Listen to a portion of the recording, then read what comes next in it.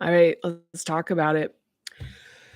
So, this is the part that is pretty unpopular, which is talking about about criticism and an aversion to negative feedback and hearing bad things.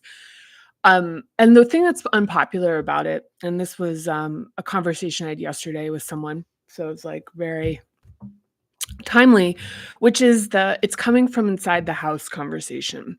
So, in the creation and building process, what we've done is we've largely so far been in a process of really connecting with this in it, which it has its own level of difficulty for a very specific reason, but like a largely solitary process of being like of inquiry, receptivity, working with our internal arising cross currents, or also called negatively held beliefs, and then clarifying the vision, like letting it come in, and also starting to become clear about who we need to be in order to make it happen. Like, also part of this receptivity is realizing the vision that comes in is not something we know how to do yet.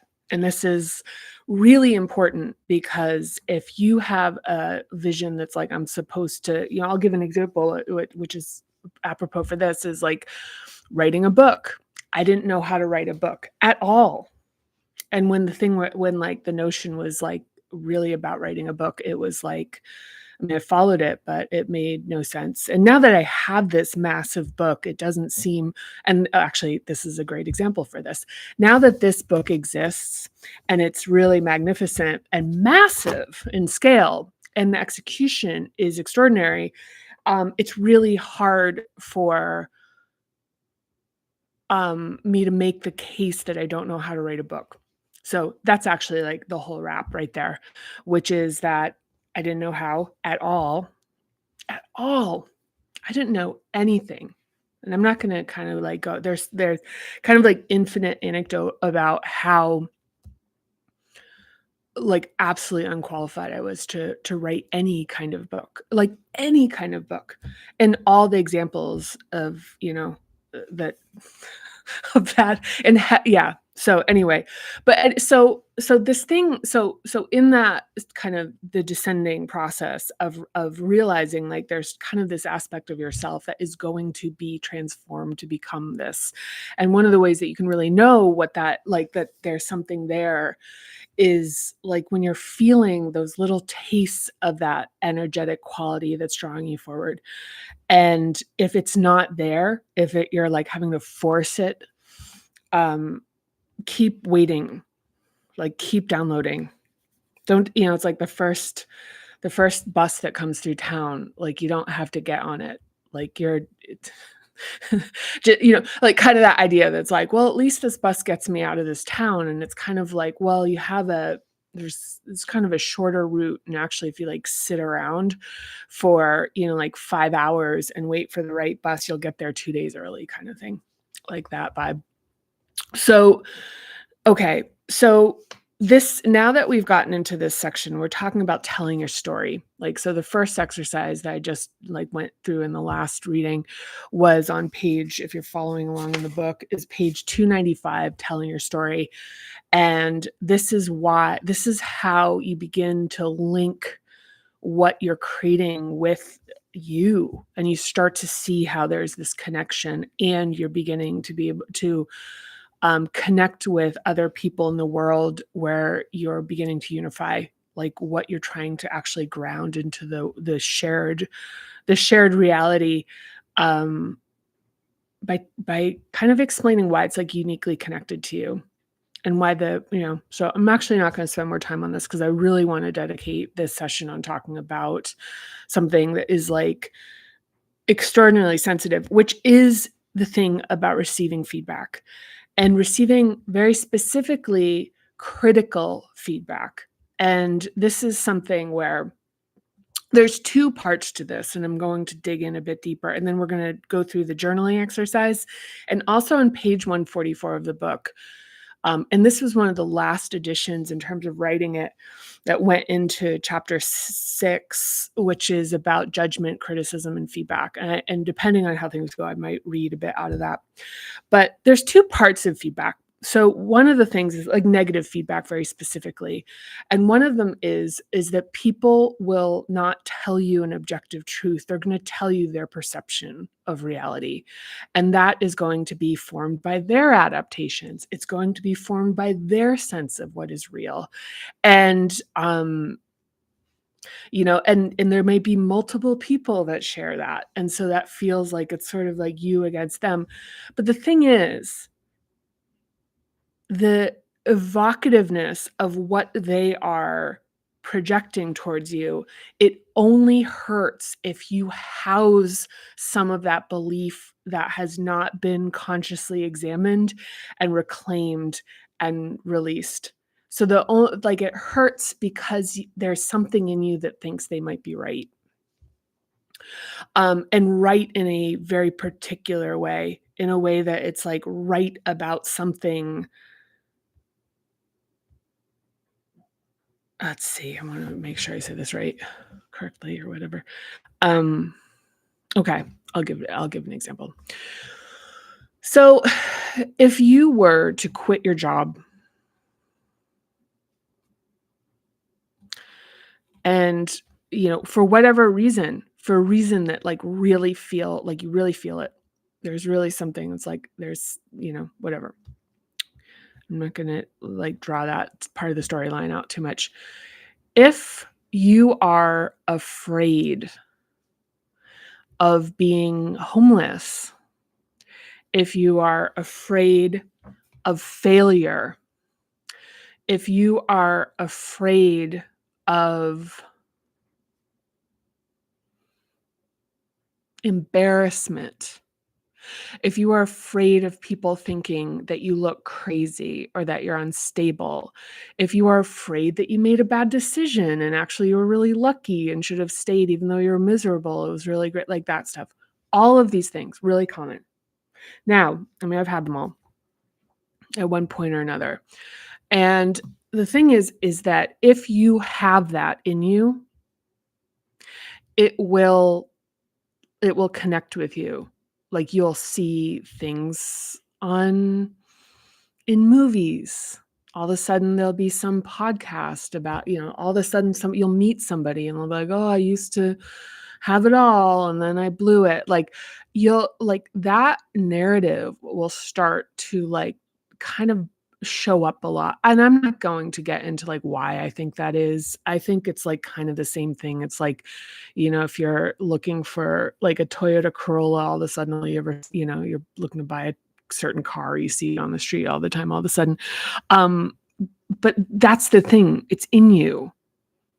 Like there's sort of a thing that's like, did I make a mistake? Um, am I wrong? Like that your own like so it's and so there's gonna be this kind of thing where you've got like the validations will come in, but they'll stick and they'll actually sort of hit the tuning fork and go wow wow wow wow if you're housing that very thing inside of you. Because the thing is, once you dissolve it or actually come to peace with it, if you go, yeah, maybe I'm crazy. But, the thing is, I can't believe like it just I can't believe that like my reason for existing is to be unhappy. Like that can't possibly be it. And so it's like there's something in me that just knows that. And it's like and coming to terms with that. Maybe I made a mistake. It's like, okay, I made a mistake. It's like you go back or whatever. I'm trying to think. Embarrassed. It's like, what's being embarrassed? Whatever. I mean, like, it's just kind of the thing about like, and also the thing about losing. It's like, how many people do you know that take risks that are like, who like took a risk that came from a notion of their own evolution and their own elevation. And like, even if there was a short-term setback, like ultimately it wasn't part of a larger, like upward narrative. Like, I mean, you learn, it's like you don't lose, you like get lessons. And that's kind of and the thing so that's also something that has to do with this, which is like about how we're dealing with negative experiences and like as like and mistaking them as like validations of fear, of like of that we should be afraid, validations that we should be ashamed, validations that we're unworthy. And once we actually reconcile those concepts, which is done in here in the ascending path, then it completely transforms the experience of dealing with dealing with like hurtful things, because there just isn't it's like having Velcro, and now all of a sudden your little tines aren't there. There's just nothing to stick to really. And sometimes there are, like if you're really tired or hungry or whatever, that sometimes you can feel the adaptations become a little stickier. And just knowing that, just be like, yeah, this is actually part of the nervous system thing. It's like these adaptations, these grooves, and like kind of ride it out. But the bottom line is that the thing, like, this isn't a really important part of this process. And this goes back to the entire notion of the things that we build wind up building us, wound up transforming us. And that using this as using a passion or a connection to a vision to be a reason to actually like want to go and kind of step into the crucible of transformation is, kind of a whole thing. So let's talk a little bit about um, feedback. I'm going to read the journaling exercise, I think. Yeah.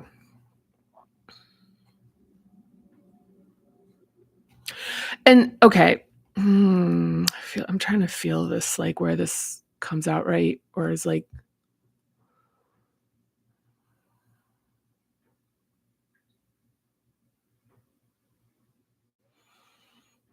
okay. One of the things is that if you are tuned into these notions, like once again, from coming from inside the house, if you're tuned to being fearful, if you're tuned to being shameful, if you're tuned like to any aspect of it, one of the things is things that aren't even intended to spark that will spark it, because the receptors are like wide open. So they're kind of like, well, that's not exactly fear, but it's close enough and it sort of fits in the hole. So like, let's go. So it'll get tickled a little bit. And that's one of the things that'll create even confrontations with people. 'Cause sometimes people don't know how to ask questions. And so, or like sort of point out the things that they're curious about. So it comes across as negative. So somebody might say like, well, what is like, people don't real like people aren't great at at feedback. I mean, this isn't actually here it is. People are not great at feedback. People don't know really how to give it. So they either avoid it entirely, or like that's really common. People go, "No, no, it's actually great. I love it." Which is like, I'm not going to tell you what I really think.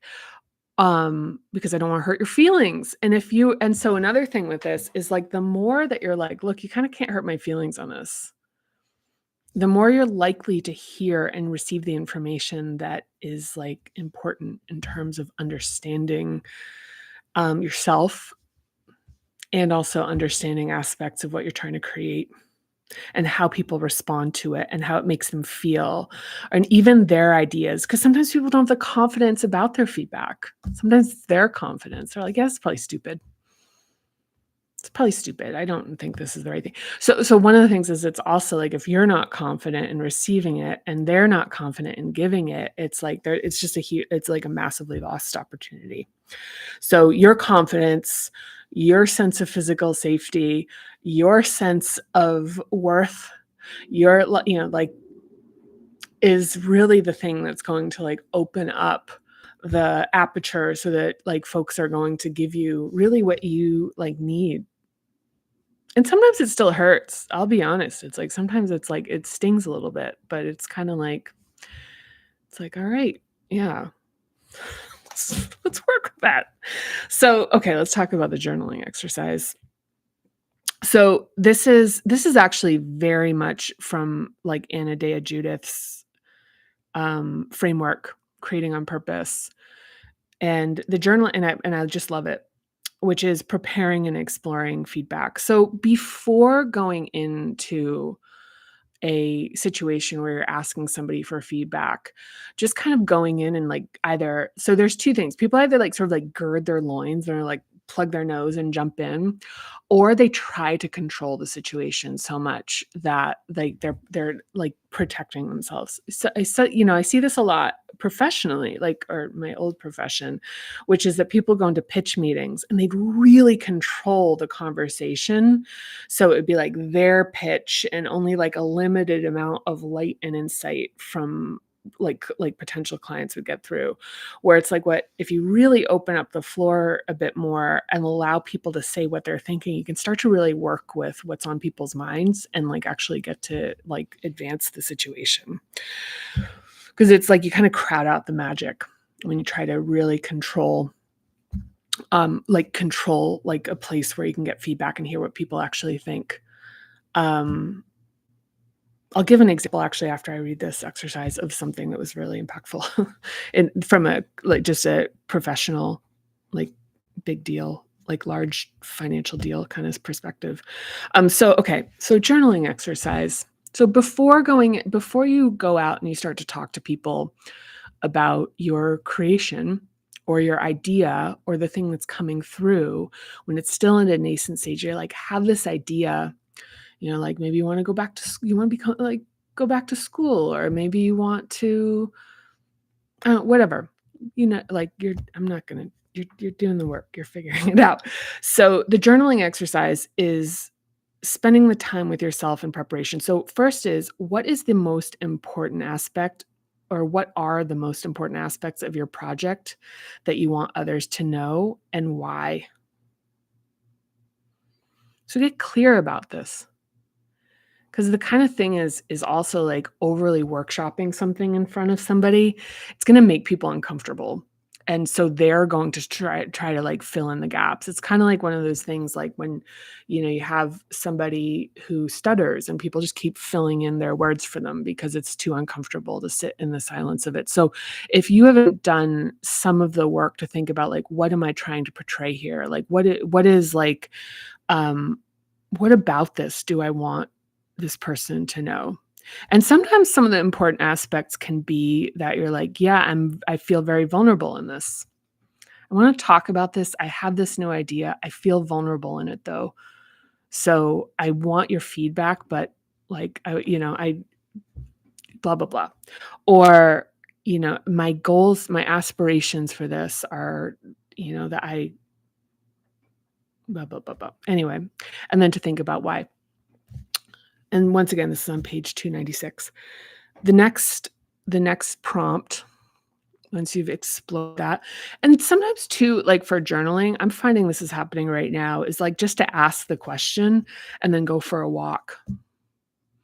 Put some music on your headphones and just kind of like let it, like for me, that's been how this has been working actually. I haven't actually been writing, but if writing can help with this as well, but whatever.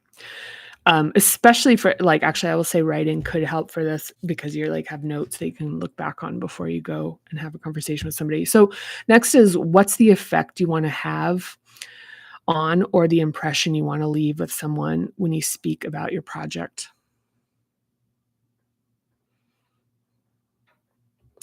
So part of this is, and this is in, when we talk about negotiation and conflict, um, is just that, being like, I don't know what I want. I don't know how I want this to go. I don't know what a good outcome looks like. It really leaves the situation to be really fraught, because it's like you can't say like, well, that didn't go how I thought it would go. It's just like it just felt bad. And it's more likely to feel bad if you're actually having a constructive conversation, if you aren't clear about saying like, I'd actually like to hear how somebody responds to this. And this is a little bit of a tangent, but funny story is when I first started working on Parinama, I went out searching. I did this exercise and I met with some of the most, kind of high ranking, powerful people that were, or many that I knew, and like CEOs and founders and whatever. So and my thing was I was telling them about Parinama when it wasn't even a book yet. It was like I was doing the classes and it was like I had this idea, and even back then it was sort of like very different than, or no, I don't know, whatever. But I was just saying like, here's this thing I'm developing. And I really wanted them to beat me up because I'm at like, this is if you do this enough, you actually like court this a little bit as you want to hear what the objections are. And oddly enough, unfortunately, and this maybe has to do with something about meeting people in a state where you're actually very receptive and you're not fearful and you're not shameful and you're feeling like kind of a certain amount of conviction about it, that people weren't like really like reading that and responding with it, and everybody wanted it. Like that was one of the things that I like, where they were like, well, I remember one case, we were riding down on the elevator and they're like, can you come, I want you to do this for me. I was like, it doesn't really, I didn't tell them it didn't exist yet. They're like, come to my house and do it with me and my husband. And I was like, okay. And I did. I made something up. Anyway, yeah, never to lose an opportunity to experiment with some things. But anyway, but here's the thing. What's the effect you wanna have? And I'll be honest, in that example and the impression you wanna leave with someone when you speak about the project, that was actually kind of disappointing to me. Like, I wanted them to say like, "Well, I don't," like, 'cause it's like, "Give me some material for me to kinda transmute and work with." And it was all just like, "Wow, do it. It's great. Let me," and it was like, "Oh." Also, I will say, for me personally, one of the things that I really, and this is really worth mentioning, is that there's a lot of, kind of like rid yourself of fear, like rid yourself of all the like negative emotions, but I actually really enjoy like cultivating the notion of proving somebody wrong. And, it's like, so, and this is a little bit too much. This is a little too tangential. I'm really hesitant about talking about this. Um, but like finding someone like kind of using the notion of being like, I want to prove this point to the world. And I kind of like that, but whatever. Okay. So that's too many tangents. I'll give that. So the next two. One is, what feedback are you most afraid to hear from others? Conversely, what's the most useful response you could expect to hear? So, as far as feedback is concerned, like, what are you afraid to hear? Are you afraid to hear that's a stupid idea? Are you afraid to hear, um, you're not, like, questions about your qualification? Are you afraid to hear, like, let's just use those. Like, what? I don't see you as that person, or like, it's like, no, that's already a whole thing. So, that's not a good idea. So there's 2 things in that, is that in the feedback process, your idea isn't fully formed either. So part of what we're doing with feedback is we're actually continuing to crystallize and clarify what it is that we're creating. And this is where it starts to be the collaboration, and how manifestation really is about connecting what we're doing with the world, which means other people, and connecting that to its existence and kind of a shared reality. Um, so if somebody's like, yeah, that's not a great idea. If it's in good faith, like if they're kind of like, yeah, but if you did it this way, that's interesting. But if it's just a wholesale, like, yeah, no, I don't think that's for you, they're wrong. Like, that's just not it. Like, it's not it. It's like, it's wrong for them. Or it's wrong and it needs some clarification, but if it like but just the thing is, like, this is a ti the like, discouragement is, like, absolutely, like, kinda, like yeah, and this is, like, a great strength of mine, which is that I don't really like, when somebody kind of when somebody does this to me, I'm just like, "Yeah, you're just telling me about, like, your idea of this. I don't it's not, there's 8 billion people on the earth, and you don't" like, it's like, "Okay." And if somebody doesn't believe in me, I'm like, "That's your limitation." Like, I don't really it doesn't really, um it's just reflecting what you perceive me as being capable of, which is like, you know, it's like your limitation of vision. Because if I'm coming to the table saying I have passion and interest in this and you're saying I don't see it, it's like that's a you problem.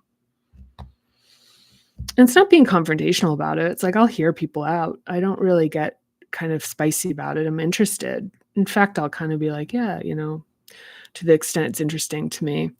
And then also, like, what's the most useful response you could expect to hear? And so this is kind of one of the things where it's like, how would somebody want this? Like, why would they want to interact with what you're creating? Like, how would they use it? Why would they find it meaningful? And considering that. Even how, like some of this stuff about, like, so, for Parinama, it's like, how how does this practice work for people? Like, how could this practice work for the people that do it? You know? Is it yeah, I mean, I won't go into, like, but, and then what specific quantifiable action do you want others to take after they hear about your project? How can you best ask them to take that action? So, this is one where it's like, start with the end, which is like, look, best case scenario is that they tell me that they want to, you know, bring my project to their network event or what, like, I'm just thinking of the stuff I used to want. Like, best outcome is that they wanna introduce me to someone. So sometimes it can just be like, look, that they want, best outcome is that we say we're gonna catch up in a couple months when I've done more work on this, and I'm gonna ask for some feedback. So for people I met with, I used to ask them, I was like, "Can I send you some pages for you to read as I'm starting to develop the book?" It would be like, introductions. I'd get introductions to editors, and this is how it happened, by the way. Like, how my editor came to me, to a certain extent, how my designer came to me, to a certain extent. That was more like I saw something that I liked, and I asked the person who created the book who did this, and they introduced me to Sheila. So it's a little different than that. But in general, like, attorneys, I'm thinking, like, attorneys, editors, like, it was just, like, through having these conversations, people wanna help. It's pretty normal that it's just like a natural reflex. So it's like giving people the opportunity to say, like, "Hey, would you be willing to, if I check back in with you and I were to give you a sample of this, or you take a look at this, or would you be willing to show this to some of your friends and get, like, would you be willing to share this on social media? Would you be willing to, give me your, like, let me do a thing on your email list," like, whatever. Like, I'm just thinking of examples here, if you're trying to raise money, just to say, like, "Hey, would you help me get a meeting? Would you help me work on a pitch deck? Would you," like, whatever, like, whatever, whatever.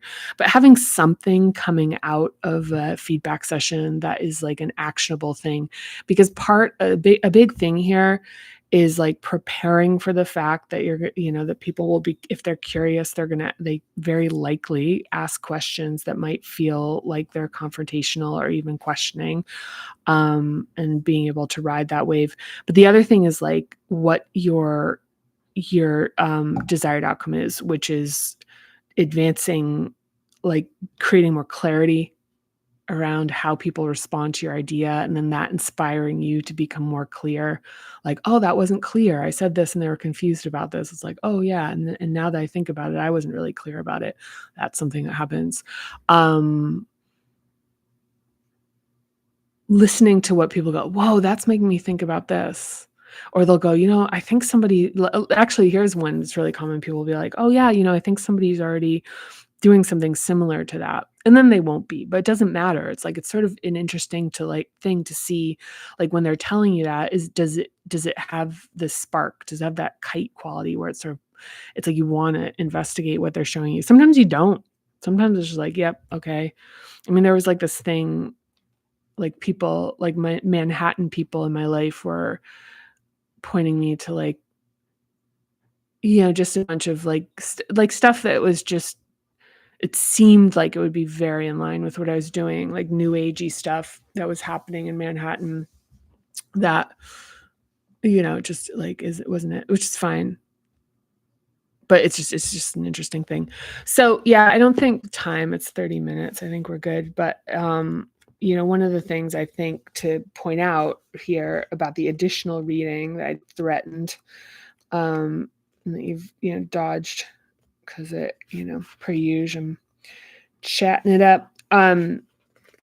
This section here, going back right now into like page 142, risk taking, inner and outer critics. Um, but specifically judgment, criticism, and feedback, specifically because part of what is written about in here has to do with how being receptive to feedback means that you receive more information, you receive more guidance, you receive more coaching, you receive more development. So the more receptive and the more able, because one thing is like the receptivity, it's like if you don't have the internal sort of infrastructure and fortitude around like not feeling hypervigilant, not becoming emotionally flooded, not feeling like the validation of other people is either going to make or break you, not having a thing that has to do with like worthiness, like question, like that people can impact your worth. It's when I think back to people, and this is kind of a wild thing to say, but when I think back to people who've worked for me, who have been like very good at feedback, like very active in it, oftentimes they had been coached as athletes, so that got like they got the like that kind of practice of getting a practice with feedback and development, like necessary to develop, but also families that were like of like parents who had like really like high nervous system regulation people, I'll call them. Because when I think about it, it's like when I like met people's families, and I'd be like, "Oh yeah, that dad is very like smart, but like smart and kind, but also like that kind of, whatever, can draw all the conclusions I want, I guess, out of that." So anyhow, so yeah, so 142, 143, 144 for like additional material when it comes to just really working through like the resistance to criticism. Because in final, like in closing, the thing I'll say is that for creation and building, the first stage where we're actually like bringing in the idea, we're crystallizing it. A lot of what we're working with, and going back to the transformational aspect of creating, is working with our relationship with internalized adaptations, like in shadows, avoidance of criticism. And this can be a real block in the creation process. Because if it's like, oh my gosh, like if this is where it can stop, just every single aspect of this descending path has this quality where it's like, if it has like a gate, which is like, okay, if this is not at least to some extent resolved, it will stop the process from continuing. And if we are guarding ourselves from actually hearing what people have to say because we're interpreting what they're saying as some assessment about, our safety, about our value, about our worthiness, like, it's just if it's, like, evoking shame, if it's evoking, so it's like, "Oh, I can't hear this because 'cause they're gonna validate my insecurity," that it's just gonna stop this really important exchange of hearing what people have to say, and, so the work on this is really important for the practical manifestation. I mean, this is why this is, like, the medical grade high test, because 'cause I'm not fucking around with the, like, just dream it and it'll be. It's like, there is that. There is a flow, but there's also this, like, crucible of transformation that we, like, willingly, so it's like flowing and moving when called to move, and, like, like, act like, really moving. And this is so it's like that, back to that combination that's talked about at the top of the chapter. All right, so that's it. That's it for today. Thank you for joining. And, yeah, you've got something important to do. If you're here right now, this is this is important. It's not just important for the thing that you create, it's for your own evolution. It's for your own development, it's for your own liberation. It's the thing about creating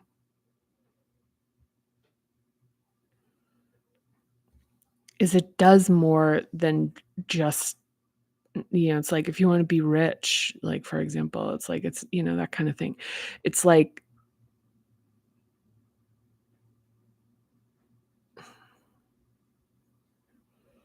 you'll be transformed in the process, in the journey. It'll change you. And I guess some, like, there's some kind of like pop culture stuff that will say like, "Oh, well, your reality is this reflection of your internal self," and whatever. I guess, like, this sort of maps to that a little bit, because it's like there's no way you do not get a new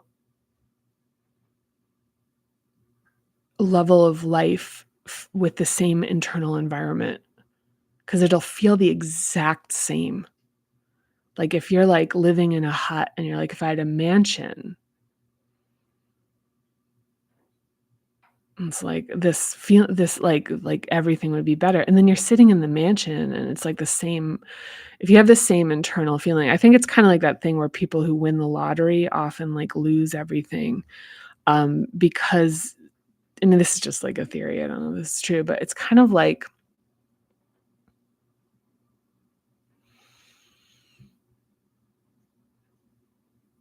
yeah.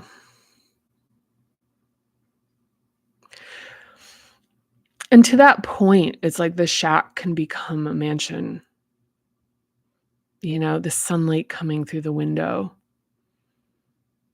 the smell, like, just it's like, like, maybe the people around you, you wake up in the morning, it's like just a feeling of being alive, maybe there's just whatever.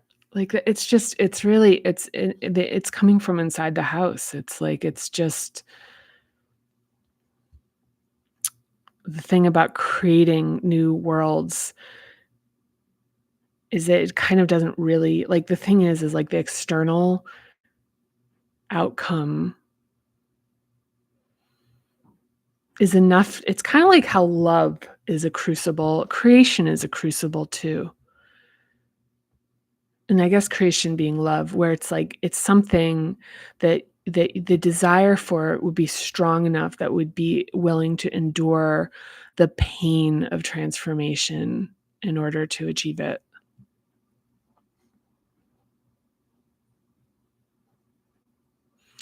So if anything, it's like whatever it is that will like, yeah, whatever it is that will, yeah, that will create that. Okay. So that's it for today again. It's time 3 running it 3 times here. So thank you. Thank you for coming along. I really appreciate you. I really appreciate you. I really appreciate you. I really appreciate you. I really appreciate you. I appreciate you. I appreciate you. I really appreciate you. Thank you. Thank you. Thank you. Thank you. Thank you.